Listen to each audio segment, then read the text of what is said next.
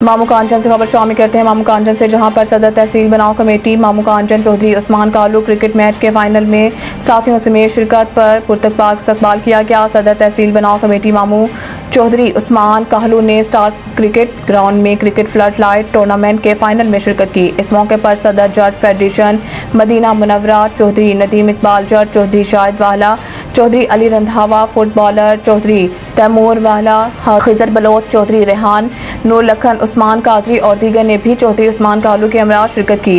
इस मौके पर ग्राउंड में पहुंचने पर चौधरी उस्मान कालू का ढोल की थाप पर भरपूर इस्तकबाल और भरपूर आतिशबाजी का मुजाहरा किया गया। चौधरी उस्मान कालू और दीगर मेहमानों को हार पहनाए गए, फूलों की पत्तियां निछावर की गई। इस मौके पर चौधरी उस्मान कालू ने खिताब करते हुए कहा कि नौजवानों के बेरा रवि और बुराइयों से बचाने के लिए ऐसी सरगर्मियों का इनेकाद बहुत जरूरी है। उन्होंने टूर्नामेंट कमेटी को मुबारकबाद पेश करते हुए शानदार टूर्नामेंट के इनेकाद पर मुबारकबाद पेश करते हुए कहा कि मामू कांचन के नौजवान मामू कांचन की तरक्की में कलीदी किरदार अदा कर सकते हैं।